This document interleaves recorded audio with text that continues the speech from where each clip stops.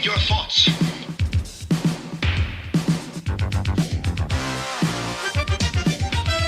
From the future.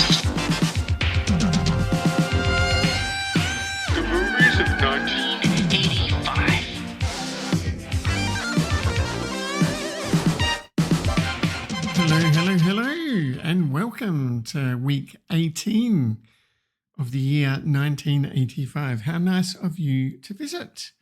My name is Jason Hutchins, and I'm trapped in the year 1985, living in my very brown house with lots of exposed brick and exposed ceiling beams or whatever. Now, week 18 is Tuesday the 30th of April to Monday the 6th of May. And what I do to while away the time in the year 1985 is I spin a bingo machine every week to select a number at random. I look it up in a spreadsheet on my Commodore 64, and that tells me which movie I'm going to rent from the video store this week and watch as part of this podcast. So I've got the bingo machine ready to go. Let's spin it now and see what comes out.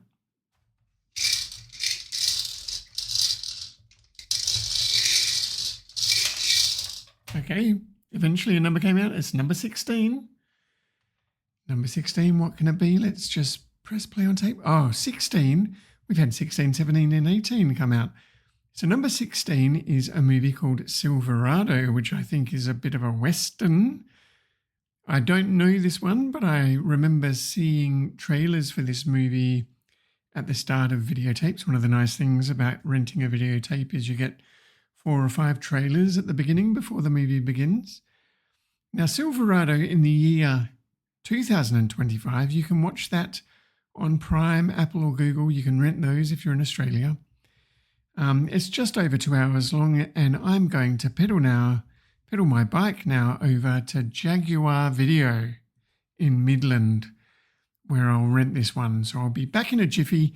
Let me just switch on the TV so you can watch some ads while I'm gone.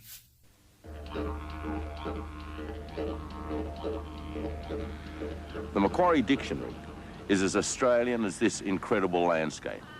Now the Macquarie people have produced the Macquarie Thesaurus, the book of words. The Macquarie Dictionary gives you the meaning of the word, and the new Macquarie Thesaurus gives you all the words and phrases that have the same or similar meaning. This book is as easy to use as a telephone directory. You just look up the word or phrase in the green section and then turn quickly to the page number, and you have there all the other words and phrases with the same meaning. Words are important to me. They're a very large part of my livelihood. This book, the Macquarie Thesaurus, the Book of Words, together with the Macquarie Dictionary, I believe, should be in the home of every Australian. Back. Let me just pop privileged this offer from The Advertiser, a Kevin Weldon and I'll production. pause it. So, well, there you go. Jack Thompson, famous Australian actor, pimping a thesaurus, would you believe? He could be in a Western, couldn't he? He's probably the most suitable Australian actor, actually. He's worked with Clint Eastwood before in the movie Midnight in the Garden of Good and Evil from 1997. He's also known for a lot of other Australian movies, but one that I didn't know about until just now is Flesh and Blood, which isn't an Australian movie. It's a Paul Verhoeven movie starring Rutger Hauer from Ladyhawke and Jennifer Jason Leigh, but also starring the Australian actors Tom Burlinson and Jack Thompson. Now, that is a 1985 movie and is not on my list, so I'm going to offer that up as a little B movie to complement this week's movie. If you want to watch Flesh and Blood, that's flesh and then a plus sign and then blood. Never heard of it before, but it looks interesting. So don't take it from me, but I'll go and watch it and see what I think about that. But in terms of the main feature, Silverado, it does look like a bit of a comedy, which I didn't realise when the number came out. Looking at the video cassette, there's a nice sort of purpley Silverado logo on the spine. The rest of it is quite orange and yellow. It has that classic sort of Star Wars illustration of the main characters all grouped together and facing outwards with their blasters or whatever, like a watercolor painting. So on the front, there's a little blurb: a dangerous place in a lawless time, till four friends risked all to make things right. Silverado, ride with them to the adventure of your life. And we see the four main characters staring out at us, and people on horses shooting guns and so forth. But then we get to the cast.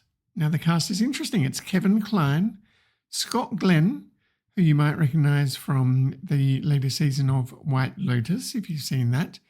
Rosanna Arquette, of course, we've seen her already. Was she in Desperately Seeking Susan, or was that her sister? I can't remember. John Cleese, Kevin Costner. So we've got both the Kevins, Kline and Costner. Brian Dennehy, who we saw in, what was that movie where he was an alien? You know the one I'm talking about. And Danny Glover from last week's movie, The Colour Purple. Jeff Goldblum and Linda Hunt. So they're all the cast listed on the cover. Quite a cast there. Turning over to the back, we've got the blurb. There's a few photos of very Western-looking things. Kevin Costner leaping over a bar in a tavern, bit of a fistfight in a tavern, people riding horses, so forth. And a little blurb that says, Silverado, an old West frontier town in the evil grip of a corrupt and powerful smiling viper sheriff, Brian Dennehy. But things are about to change around town. Four unlikely heroes, brothers Emmett, Scott Glenn, and Jake, Kevin Costner, adventurer Payden, Kevin Kline, and a crackshot Negro cowboy, Danny Glover, saddle up for a series of dangerous adventures on the dusty trail to Silverado. From its explosive, breathtaking opening gun battle to a final tense high noon shootout, this thrilling hell-for-leather western is bursting with spectacular action. I'm assuming it's a comedy based on the cast. Doesn't actually say comedy anywhere, but let's press play on tape and find out as we watch Silverado.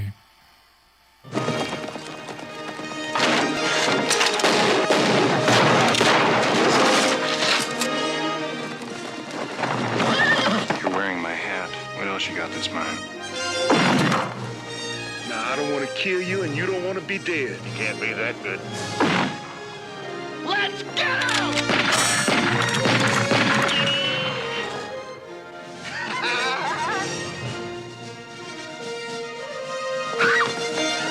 What's all this, then? This is a crazy town, Emmett. I think we ought to just get out of here. No, this is your horse. Can't you see this horse loves me? Making a big mistake. That's what I told him. If I brought a pretty lady like that into a place like this, I'd stay close. I think you got a point, Emmett. Maybe I better stay here with her.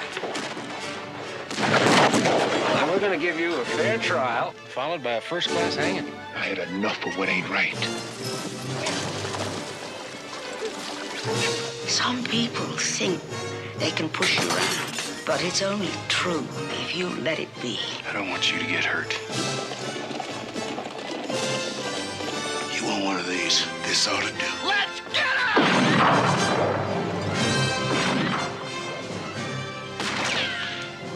Hanging around with you is no picnic. Come on!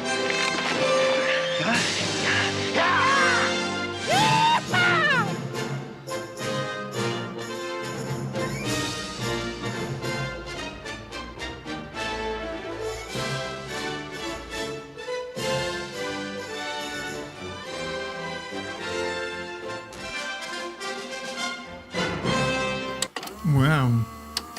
Well. That was not a comedy by any means. It's no Blazing Saddles, that's for sure. That's a proper, good old-fashioned Western. You might say in the spirit of those old John Ford Westerns from the 1940s and 1950s or whenever they were. Not really a comedy at all. It does have its funny moments, but it's actually just a really, really good Western, which I quite enjoyed. I'm going to give it 4 stars. And that would definitely be a Mintox recommendation. I reckon you should track it down and see it if you've never seen it before. Now, Lawrence Kasdan was the writer-director of this movie. He's actually a writer who turned into a director and then back to a writer again, you might say. He's known for writing the screenplays for The Empire Strikes Back and Raiders of the Lost Ark. And he channeled that same storytelling skill into writing the story of this movie, Silverado. And I think, like, it's just the writing is really good in this. It is an interesting story. It wasn't a big hit at the time because it was cursed a bit because it opened the same weekend as Back to the Future, a really big 1985 movie. And so nobody really, it sort of, made its money back but didn't do too well. And people don't really remember it these days, although it has become a bit of a cult classic. But let me give you a walkthrough of the first 20 minutes. Now, you'll know that what I dislike about movies from 1985 is these long, drawn-out credit sequences before the action begins. And Lawrence Kasdan really has solved this problem. So what happens is as soon as the movie starts, the camera pans slowly across the interior of this cabin in the middle of nowhere where there's a man asleep in the bed. His name is Emmett. He's played by Scott Glenn. Emmett's a bit of a Back to the Future callback, isn't it? And even this slow pan across the interior of the cabin is a little bit like the beginning of Back to the Future. Suddenly, the door bursts open and someone's shooting at him, and he starts shooting back, this man, Emmett. Now, there's no dialogue, no music. It's a little bit like Heat in that respect. And our hero, he's rolling around on the floor, shooting through the wooden boards that make up the walls and the ceiling of this cabin, killing all the people outside. He's sort of been jumped in the middle of nowhere. Once he's got everybody, he walks outside through a narrow doorway from the dark interior of the cabin to the bright outdoors of the American Midwest. And because he's walking through a narrow doorway, it's almost like a 4:3 TV picture is becoming a big widescreen Panavision movie picture. It's really cleverly done, that moment. It's kind of like Dorothy entering Oz, that transition. And then the titles begin. That's where the music begins, the titles begin, the title of the movie comes up. That's the 2-minute mark. So we've had all this action. Then we do get the long drawn-out credit sequence, but it is over the top of a montage where we see this man, Emmett, heading back to civilization with 2 horses. He's a classic cowboy through all this beautiful landscape. So I suppose if the unions in Hollywood say that you've got to show all these credits at the start of a movie, this is really a very good way of doing it. And the writer-director, Lawrence Kasdan, did exactly the same thing in his previous movie from 1983, which was The Big Chill. He does the same thing.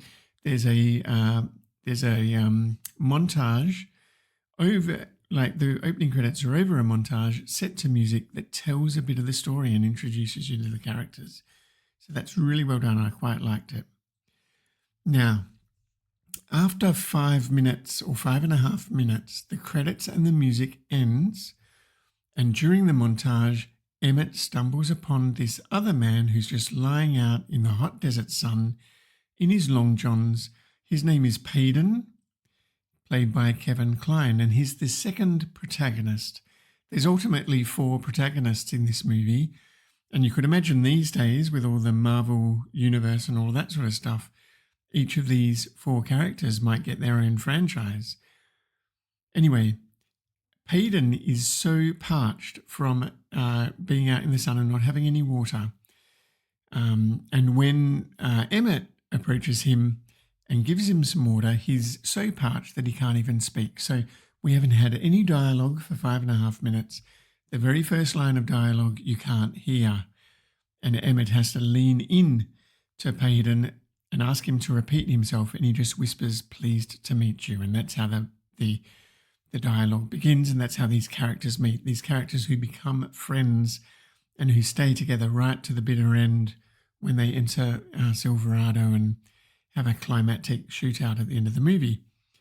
Anyway, now that they've spoken, we can cut to a campfire scene that night where there's a lot of exposition in dialogue. We find out that Emmett, he plans to go break his brother out of jail. His brother's named Jake. is played by the other Kevin Costner. And they head into an outpost. And of course, Kevin Kline's character, Payton, he was lying in his long johns because he's been robbed by horse thieves. So the next day they head into this outpost where they encounter the horse thieves, and they encounter Brian Dennehy, who's an old friend of Kevin Kline, Payton. And, you know, there's a bit of action there because Payton confronts the horse thieves and things, and they basically get run out of, told to go away. And anyway, Emmett plans to ride to this other remote town called Turley, where he'll pick up his brother out of jail and then continue to Silverado, where they'll meet up with his sister and her family and things like that. That's the plan. And Payton agrees to go along. So they ride to this other town, and what happens there is they're going to visit the saloon because that's Payton's favourite place. He's a bit of a gambler. That's probably part of the story of how he lost his shirt and everything. But they're confronted immediately by this grizzly man named Hobart, who's actually one of the replicants from Blade Runner, which is interesting because I previously talked about Flesh and Blood with, what's his name in from Blade Runner as well. Anyway, so he mistakes them for another group of people, but anyway, they get wind of their plans. They are also going to Silverado, so everything is going to converge on Silverado in the end. Anyway, Payton and Emmett eventually make their way to a drinking establishment where a large black man, who's Malcolm Johnson, Mal, played by Danny Glover, he is trying to get a room for the night and a bottle of whiskey, but the man who runs the hotel doesn't want to serve him because he's black. So there's like a lot of racism in the Old West and in modern day America, of course. And three other men that are in there start to get up and they're going to throw Mal out, but he puts up a fight and knocks them all out. Anyway, Mal ends up joining Payton and Emmett. So we've got Payton, Emmett, Mal, and Jake, who's the man that they're going to break out of prison.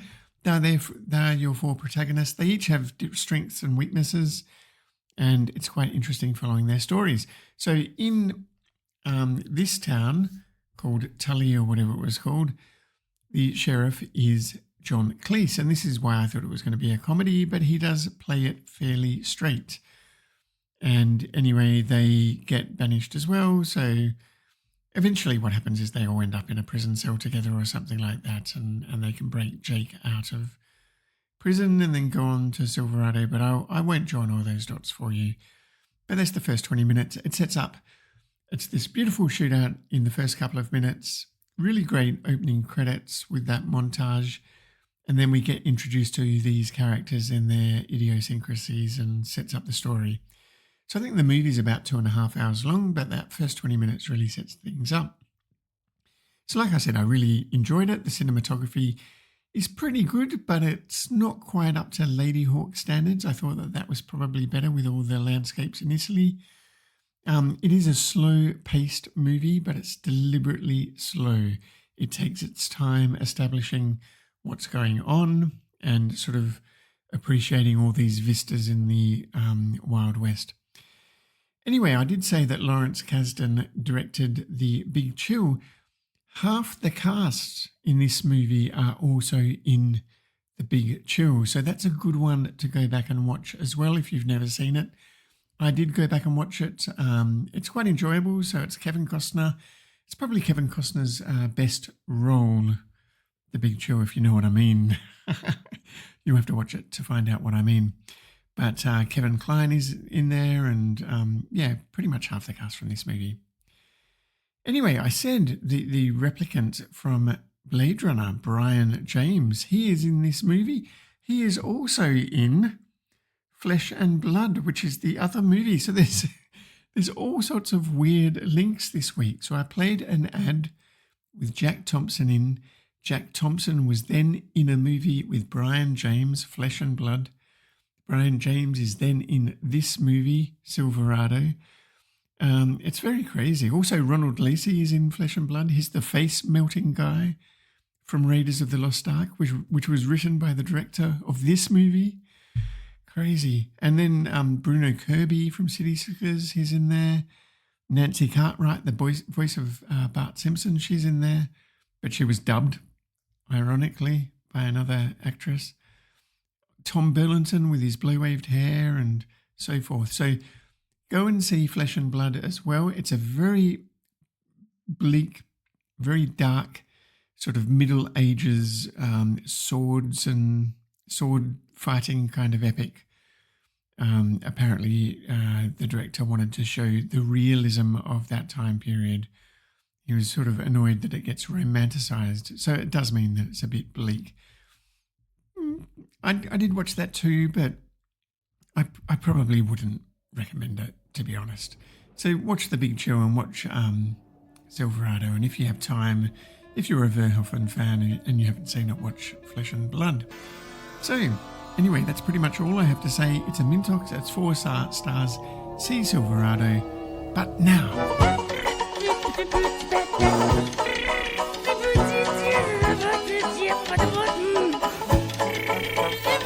I'm driving along and I'm just singing my song. I'm in a news-free zone.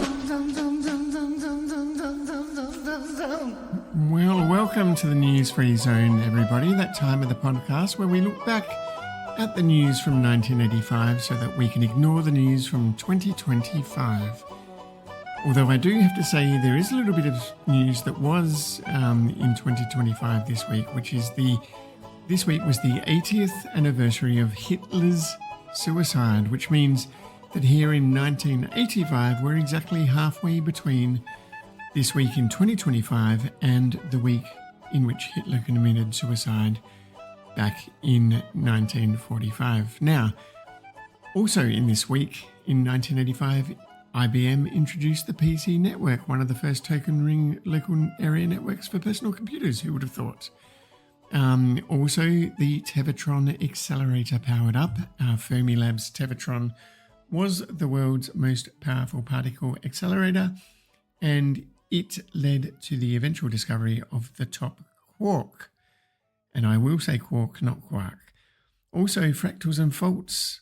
So Science News published a feature exploring fractal mathematics and its application to modelling geological fractures and earthquake fault lines and things like that. I loved using fractals to model landscapes when I was a wee lad, something I programmed on my Amiga back in the day. Also, Norway won the Eurovision Song Contest this week in 1985 with a song called La Det Swing, back in the day when each country sung in their native language and not English, by a band called Bobby Socks, which was just two middle-aged drunk aunts at a wedding, basically, who got invited to win Eurovision. That's pretty much all the news that I found. But over on Usenet, which is like the proto version of social media, and if you go to olduse.net in your web browser, you too can read network news from 1985. So on net.general, someone posted about receiving a chain letter. Now, I'd forgotten about chain letters, but I remember these being sent around when I was a kid. I used to get them, my parents used to get them just by regular snail mail, where it would be this long typed out and photocopied thing that told you had to send it on to 5 other people. Otherwise, bad things would happen to you. And of course, in the early days of the internet, people started sending around these damn things by email as well. On net.movies, people were talking about Eraserheads, and someone just came along and said, can anyone offer any explanation about how this movie got made? Because I rented it this weekend and I was unimpressed, disappointed and confused. Clearly their first encounter with David Lynch. He asks, why would anyone even pay to have this movie made? It doesn't entertain, inform, stimulate, or evoke any emotion. I find it to be offensive. So there you go. There were a lot of follow-ups to that explaining exactly why Eraserhead is a brilliant movie.